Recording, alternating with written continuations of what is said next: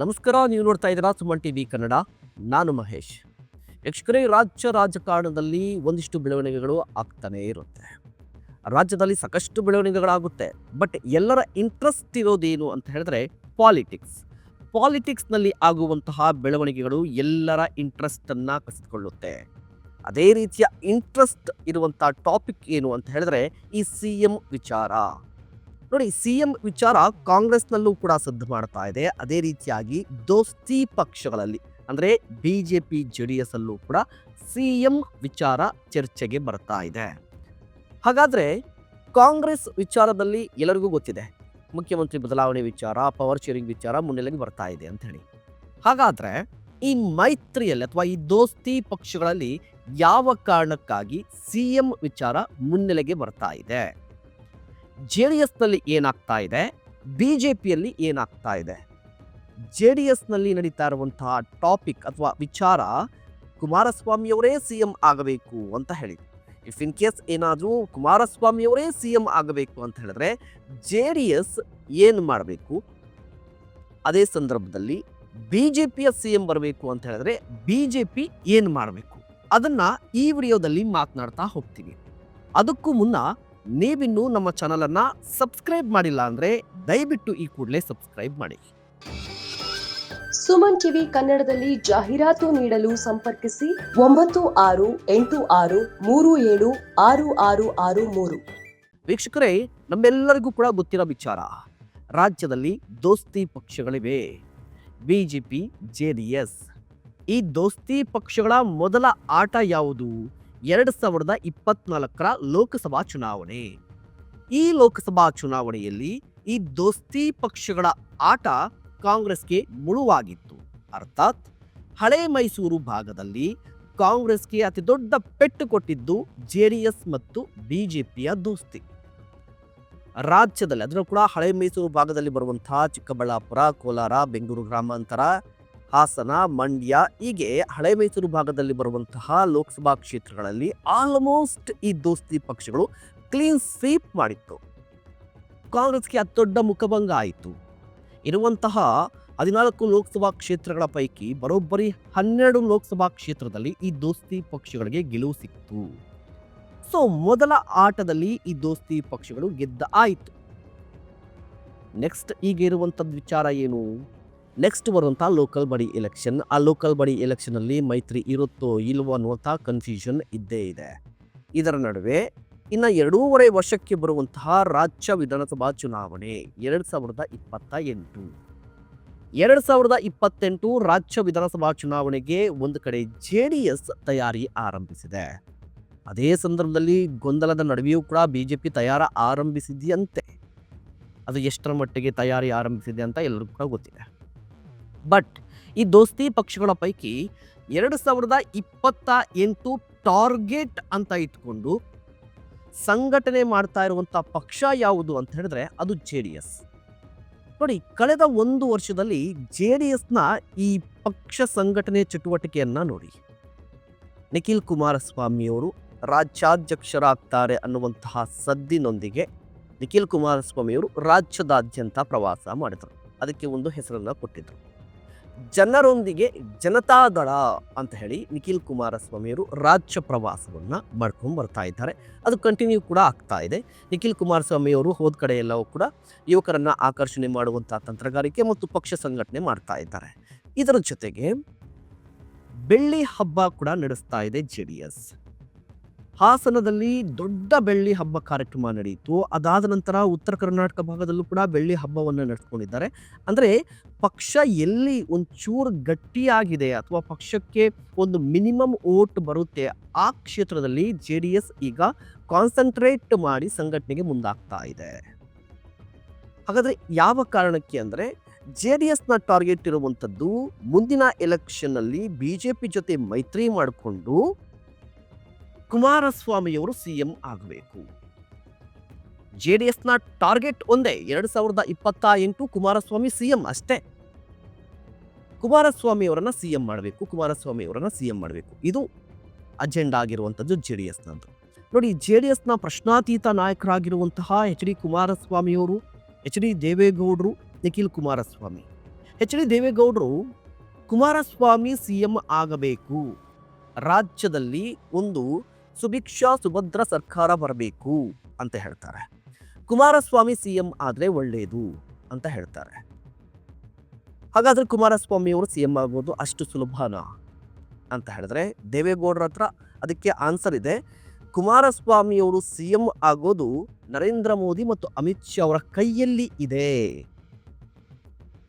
ನರೇಂದ್ರ ಮೋದಿ ಮತ್ತು ಅಮಿತ್ ಶಾ ಅವರು ಏನಾದರೂ ನಿರ್ಧಾರವನ್ನ ತೆಗೆದುಕೊಂಡ್ರೆ 2028ರಲ್ಲಿ ಬಿಜೆಪಿ ಜೆಡಿಎಸ್ ಅಧಿಕಾರಕ್ಕೆ ಬಂದ್ರೆ ಕುಮಾರಸ್ವಾಮಿ ಸಿಎಂ ಆಗ್ತಾರೆ. ದೇವೇಗೌಡರಿಗೆ ಗೊತ್ತಿದೆ ಈ ವಿಚಾರ. ಇನ್ನು ನಿಖಿಲ್ ಕುಮಾರಸ್ವಾಮಿ ಅವರನ್ನ ತೆಗೆದುಕೊಂಡ್ರೆ ನಿಖಿಲ್ ಕುಮಾರಸ್ವಾಮಿ ಅವರು ಜನರೊಂದಿಗೆ ಜನತಾದಳ ಅಂತ ಹೇಳಿ ಒಂದು ದೊಡ್ಡ ಕಾರ್ಯಕ್ರಮವನ್ನ ಅಥವಾ ಈ ಜನಸಂಪರ್ಕ ಕಾರ್ಯಕ್ರಮವನ್ನು ಏನು ಮಾಡ್ತಾ ಇದ್ದಾರಲ್ವಾ, ಈ ಕಾರ್ಯಕ್ರಮದಲ್ಲಿ ಏನು ಮಾತನಾಡ್ತಾರೆ ಅಂತ ಹೇಳಿದ್ರೆ, ನಮ್ಮ ಟಾರ್ಗೆಟ್ JDSನ ಕಾರ್ಯಕರ್ತರ ಟಾರ್ಗೆಟ್ ನಾವು ಅಧಿಕಾರಕ್ಕೆ ಬರಬೇಕು, ಕುಮಾರಸ್ವಾಮಿ ಅವರು ಮತ್ತೊಮ್ಮೆ ಸಿಎಂ ಆಗಬೇಕು, ಕುಮಾರಣ್ಣ ಮತ್ತೊಮ್ಮೆ ಸಿಎಂ ಆಗಿ ವಿಧಾನಸೌಧದ 3ನೇ ಅಂತಸ್ತಿನಲ್ಲಿ ಕುತ್ಕೋಬೇಕು ಅಂತ ಹೇಳ್ತಾ ಇದ್ದಾರೆ. ಅಂದರೆ JDSನ ಟಾರ್ಗೆಟ್ ಸ್ಪಷ್ಟವಾಗಿದೆ. ಏನು ಟಾರ್ಗೆಟ್? 2028ರಲ್ಲಿ ಬಿಜೆಪಿ JDS ಅಧಿಕಾರಕ್ಕೆ ಬರಬೇಕು, ಕುಮಾರಸ್ವಾಮಿ ಸಿಎಂ ಆಗಬೇಕು. ಹಾಗಾದ್ರೆ JDS ಬಿಜೆಪಿ ಅಧಿಕಾರಕ್ಕೆ ನಿಜವಾಗ್ಲೂ ಬರುತ್ತಾ? ಆ ಚಾನ್ಸಸ್ ಎಷ್ಟಿದೆ? ಕುಮಾರಸ್ವಾಮಿ ಅವರು ಸಿಎಂ ಆಗಬೇಕು ಅಂತ ಹೇಳಿದ್ರೆ JDS ಎಷ್ಟು ಕ್ಷೇತ್ರಗಳನ್ನ ಗೆಲ್ಲಬೇಕು? ಇದನ್ನ ಕೂಡ ಒಂಚೂರು ಮಾತನಾಡ್ತಾ ಹೋಗೋಣ. ನೋಡಿ, ಈಗ ನಮ್ಮೆಲ್ಲರಿಗೂ ಗೊತ್ತಿರೋ ವಿಚಾರ, 224 ರಾಜ್ಯದಲ್ಲಿರುವಂಥ ವಿಧಾನಸಭಾ ಕ್ಷೇತ್ರಗಳು, ಮ್ಯಾಜಿಕ್ ನಂಬರ್ 113. ಯಾವುದೇ ಪಕ್ಷ 113ರನ್ನ ಕ್ರಾಸ್ ಮಾಡಿದ್ರೆ ಸ್ವಂತ ಬಲದಲ್ಲಿ ಅಧಿಕಾರಕ್ಕೆ ಬರುತ್ತೆ. ಬಟ್ ಕಾಂಗ್ರೆಸ್ ಹೊರತುಪಡಿಸಿ JDS ಆಗಿರಬಹುದು, ಬಿಜೆಪಿ ಆಗಿರಬಹುದು, ಈವರೆಗೂ ಬಹುಮತವನ್ನ ಸಾಧಿಸಿಲ್ಲ.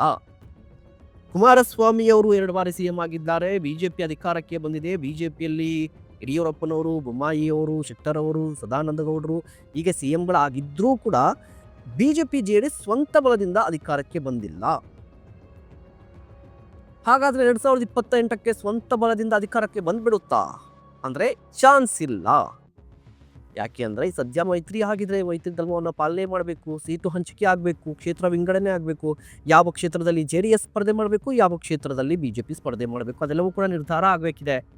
ಒಂದು ಲೆಕ್ಕಾಚಾರದ ಪ್ರಕಾರ JDS ಮಿನಿಮಮ್ ಅಂತ ಹೇಳಿದ್ರೆ 60ರಿಂದ 80 ಕ್ಷೇತ್ರದಲ್ಲಿ ಸ್ಪರ್ಧೆ ಮಾಡಬೇಕು ಅಂತ ಹೇಳಿ ಪ್ಲಾನ್ ಅನ್ನ ರೂಪಿಸಿದೆಯಂತೆ. ಪ್ಲಾನ್ ಇರುವಂಥದ್ದೇ 60ರಿಂದ 80 ಕ್ಷೇತ್ರವನ್ನ ಕೇಳಬೇಕು ಅಂತ ಹೇಳಿ. ಅದೇ ಸಂದರ್ಭದಲ್ಲಿ ಬಿಜೆಪಿ ಕೂಡ ಪ್ಲಾನ್ ಮಾಡ್ತಾ ಇರುವಂಥದ್ದು ನಾವು ಸ್ಪಷ್ಟ ಬಹುಮತಕ್ಕೆ ಬರಬೇಕು ಅಂತ ಹೇಳಿದ್ರೆ ಮಿನಿಮಮ್ 140 ಕ್ಷೇತ್ರದಲ್ಲಿ ಸ್ಪರ್ಧೆ ಮಾಡಬೇಕು ಅಂತ ಹೇಳಿ. ಈಗ ಬಿಜೆಪಿ ವಿಚಾರನ ಪಕ್ಕಕ್ಕೆ ಇಡೋಣ, JDS ಬಗ್ಗೆ ಮಾತ್ರ ಮಾತಾಡೋಣ. JDSನ ಟಾರ್ಗೆಟ್ ಏನು? 2028 ಗೆಲ್ಲಬೇಕು, ಕುಮಾರಸ್ವಾಮಿ ಸಿಎಂ ಆಗಬೇಕು. ಹಾಗಾದ್ರೆ ಕುಮಾರಸ್ವಾಮಿ ಅವರು ಸಿಎಂ ಆಗಬೇಕು, ಬಿಜೆಪಿ ಜೊತೆ ಇದ್ದುಕೊಂಡೇ ಅಂತ ಹೇಳಿದ್ರೆ JDS ಎಷ್ಟು ಗೆಲ್ಲಬೇಕು ಅನ್ನುವಂಥ ಪ್ರಶ್ನೆ ಬರುತ್ತೆ.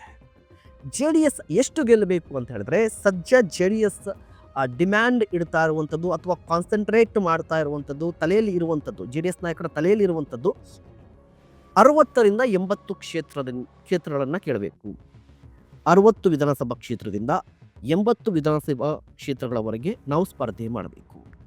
ಹಳೆ ಮೈಸೂರು ಭಾಗದಲ್ಲಿ ಆಲ್ಮೋಸ್ಟ್, ಅದೇ ಸಂದರ್ಭದಲ್ಲಿ ಕರಾವಳಿ ಭಾಗದಲ್ಲಿ ಒಂದಿಷ್ಟು, ಈ ರಾಯಚೂರು ಭಾಗ, ಉತ್ತರ ಕರ್ನಾಟಕ, ಮಧ್ಯ ಕರ್ನಾಟಕದ ಭಾಗದಲ್ಲಿ ಒಂದಿಷ್ಟು ಕ್ಷೇತ್ರದಲ್ಲಿ ಸ್ಪರ್ಧೆ ಮಾಡಬೇಕು. ಹೋಗ್ಲಿ, ಇತ್ತೀಚೆಗೆ ಬಂದಂಥ ಅಥವಾ ಇತ್ತೀಚೆಗೆ ಒಂದು ವೈರಲ್ ಆಗಿತ್ತು ಒಂದು ಪತ್ರ, JDS ಯಾವ ಕ್ಷೇತ್ರದಿಂದ ಸ್ಪರ್ಧೆ ಮಾಡ್ಬೋದು, ಎಷ್ಟು ಸೀಟನ್ನು ಬಿಜೆಪಿ ಬಿಟ್ಕೊಡ್ಬೋದು ಅಂತ ಹೇಳಿದ್ರೆ ಅದರಲ್ಲಿ 80 ಕ್ಷೇತ್ರಗಳಂತ ಇತ್ತು. ಸೊ ನಾವು 80 ಕ್ಷೇತ್ರಗಳನ್ನೇ ಇಟ್ಕೊಂಡು ಮಾತನಾಡೋದಾದ್ರೆ ಕುಮಾರಸ್ವಾಮಿಯವರು ಸಿಎಂ ಆಗಬೇಕು ಅಂತ ಹೇಳಿದ್ರೆ ಈ 80 ಕ್ಷೇತ್ರದಲ್ಲಿ ಮಿನಿಮಮ್ 40 ವಿಧಾನಸಭಾ ಕ್ಷೇತ್ರದಲ್ಲಿ ಗೆಲ್ಲಬೇಕು. ಅಂದರೆ ಅರ್ಧದಷ್ಟು ಕ್ಷೇತ್ರದಲ್ಲಿ ಸ್ಪರ್ಧಿಸಿರುವಂಥ ಅರ್ಧದಷ್ಟು ಕ್ಷೇತ್ರದಲ್ಲಿ JDS ಗೆಲ್ಲಬೇಕು. ಅಂದರೆ 40. JDSನ ಟಾರ್ಗೆಟ್ ಇರುವಂಥದ್ದು 40 ವಿಧಾನಸಭಾ ಕ್ಷೇತ್ರದಲ್ಲಿ ಗೆಲ್ಲಬೇಕು ಅಂತ. ಸಾಧ್ಯನಾ ಅಂತ ಪ್ರಶ್ನೆ ಬಂದರೆ ಅಸಾಧ್ಯವಲ್ಲ ಅಂತ ಉತ್ತರ. ಯಾಕೆ ನೋಡಿ, ಈ ಬಾರಿಯ ಬಲಾಬಲವನ್ನು ನೋಡಿದಂಥ ಆ ಸಂದರ್ಭದಲ್ಲಿ JDSನ 18 ಶಾಸಕರಿದ್ದಾರೆ. ಈಗ JDSನಲ್ಲಿ 18 ಶಾಸಕರಿದ್ದಾರೆ. ಈ ಹಿಂದೆ ಅಂದರೆ 2018ಕ್ಕೆ ಹೋದಂತಹ ಸಂದರ್ಭದಲ್ಲಿ 30+ ಆಗಿತ್ತು, ಹೆಚ್ಚು ಕಡಿಮೆ 39, 30 ಸಮಥಿಂಗ್ ಆಗಿತ್ತು, ಅಂದರೆ 30+ ಆಗಿತ್ತು. ಸೊ 30 ಪ್ಲಸ್ 2018ರಲ್ಲಿ, ಈಗ 18, ಈ 2028 ಅಂತ ಹೇಳಿದ್ರೆ ಇವರ ಟಾರ್ಗೆಟ್ ಇರುವಂಥದ್ದು ಮಿನಿಮಮ್ 40 ವಿಧಾನಸಭಾ ಕ್ಷೇತ್ರದಲ್ಲಿ JDS ಗೆದ್ರೆ, ಆಗ ಇನ್ನುಳಿದಿರುವಂಥ 140 ಕ್ಷೇತ್ರದಲ್ಲಿ BJP ಸ್ಪರ್ಧಿಸಿದ್ರೆ ಅದರ ತಾಕತ್ತು ಅಥವಾ ಮಿನಿಮಮ್ ಗೆಲ್ಲಬಹುದಾದಂತಹ ಕ್ಷೇತ್ರಗಳು 65ರಿಂದ 80 ಅಂತ ತೆಗೆದುಕೊಂಡ್ರೆ, JDS ಅನ್ನು ಹೊರತುಪಡಿಸಿ BJP ಈ ಮೈತ್ರಿಯ ಕಾರಣಕ್ಕೆ ಈಗ 66 BJP ಇದೆಯಲ್ವಾ, ಮುಂದಿನ ಚುನಾವಣೆಯಲ್ಲಿ ಆ 66 ಒಂದಿಷ್ಟು 70-85 ಮೇಲೆ ಹೋದರೆ, ಆಗ JDS ಒಂದು 40, ಈ BJP 80 ಕೂಡಿದ್ರೆ ಏನಾಗುತ್ತೆ, 120 ಆಗುತ್ತೆ. ಸೊ ಸುಲಭವಾಗಿ ಅಧಿಕಾರಕ್ಕೆ ಬರ್ಬೋದು. ಈ ಪ್ಲಾನನ್ನು ಮಾಡ್ಕೊಂಡಿರಬಹುದು ಅಥವಾ ಮಾಡ್ತಾ ಇದೆ ಅಂತ ಹೇಳಿ. BJPಯ ಕಥೆಯನ್ನು ಪಕ್ಕಕ್ಕಿಟ್ಟು JDS ಬಗ್ಗೆನೇ ಮಾತನಾಡೋದಾದರೆ, JDSನ ಟಾರ್ಗೆಟ್ ಇರುವಂಥದ್ದು 40, ಅದು ಅಸಾಧ್ಯ ಅಲ್ಲ, ಸಾಧ್ಯ. ಹಳೆ ಮೈಸೂರು ಭಾಗದಲ್ಲಿ ಮುಂದೆ ಆಗಬಹುದಾದಂಥ ರಾಜಕೀಯ ಬೆಳವಣಿಗೆಗಳು, ಅಂದರೆ ಈ ಕಾಂಗ್ರೆಸ್ನಲ್ಲಿ ಆಗುವಂಥ CM ಬದಲಾವಣೆ ವಿಚಾರ ಆಗಿರ್ಬೋದು, ಇಫ್ ಇನ್ ಕೇಸ್ ಏನಾದರೂ ಸಿದ್ದರಾಮಯ್ಯನವರು ಮುಂದುವರೆದ್ರೆ DK ಶಿವಕುಮಾರ್ ಅವರ ಕಥೆ ಏನು, DK ಶಿವಕುಮಾರ್ ಅವರು ಏನು ಮಾಡ್ತಾರೆ, ಇಲ್ಲ DK ಶಿವಕುಮಾರ್ ಅವರು CM ಆದರೆ ಮುಂದೇನಾಗುತ್ತೆ, ಇಲ್ಲ DK ಶಿವಕುಮಾರ್ ಅವ್ರನ್ನ ಹೊರತುಪಡಿಸಿ ಬೇರೆ ನಾಯಕರು ಏನಾದರೂ CM ಆದರೆ ಒಕ್ಕಲಿಗ ಸಮುದಾಯ ಯಾವ ರೀತಿ ನೋಡುತ್ತೆ, ಹಳೆ ಮೈಸೂರು ಭಾಗದಲ್ಲಿ ಒಂದು ಅಜೆಂಡಾವನ್ನು ರೂಪಿಸಬೇಕಾಗುತ್ತೆ. ಸೊ ಕಾಂಗ್ರೆಸ್ನಲ್ಲಿ ತೆಗೆದುಕೊಳ್ಳುವಂತಹ ನಿರ್ಧಾರದ ಮೇಲೆ JDSನ ಈ ಸಂಖ್ಯಾಬಲ ಕೂಡ ನಿರ್ಧಾರ ಆಗುತ್ತೆ. ಆದರೂ ಕೂಡ ಏನೇ ಆಗಲಿ ನಾವು ಮಿನಿಮಮ್ 40 ಕ್ಷೇತ್ರವನ್ನು ಗೆಲ್ಲಬೇಕು ಅಂತ ಹೇಳಿ JDS ಪ್ಲಾನ್ ಮಾಡ್ಕೊಂಡಿದೆ. ಆ ಮೂಲಕ ಕುಮಾರಸ್ವಾಮಿ ಅವರನ್ನು CM ಮಾಡಬೇಕು ಅಂತ ಹೇಳಿ JDS ನಾಯಕರು ನೋಡ್ತಾ ಇದ್ದಾರೆ, ಆ ರೀತಿಯಾಗಿ ಪ್ಲಾನನ್ನು ಮಾಡ್ತಾ ಇದ್ದಾರೆ. ನಿಮ್ಗೇನಿಸುತ್ತೆ, JDS ಅಥವಾ ಈ BJP ಒಟ್ಟು ಕೂಡಿದ್ರೆ ಮುಂದಿನ ಬಾರಿ ಅಧಿಕಾರಕ್ಕೆ ಬರುತ್ತಾ? ಇಫ್ ಇನ್ ಕೇಸ್ ಏನಾದರೂ JDS BJPಯ ಈ ಮೈತ್ರಿ ವರ್ಕೌಟ್ ಆಗಿ ಅಧಿಕಾರಕ್ಕೆ ಬಂದೇ ಬಿಟ್ಟರೆ ಕುಮಾರಸ್ವಾಮಿ ಅವರು CM ಆಗ್ತಾರಾ? ಕುಮಾರಸ್ವಾಮಿ ಅವರು CM ಆದರೆ BJP ನಾಯಕರು ಏನು ಮಾಡ್ತಾರೆ, ಕುಮಾರಸ್ವಾಮಿ ಅವರು 5 ವರ್ಷ ಕಂಟಿನ್ಯೂ ಆಗ್ತಾರಾ? ನಿಮ್ಮ ಅಭಿಪ್ರಾಯವನ್ನು ದಯವಿಟ್ಟು ತಿಳಿಸಿ. ಇಂತಹ ಮತ್ತಷ್ಟು ಕಂಟೆಂಟ್ಗಾಗಿ ನೋಡ್ತಾ ಇರಿ ಸುಮನ್ TV ಕನ್ನಡ.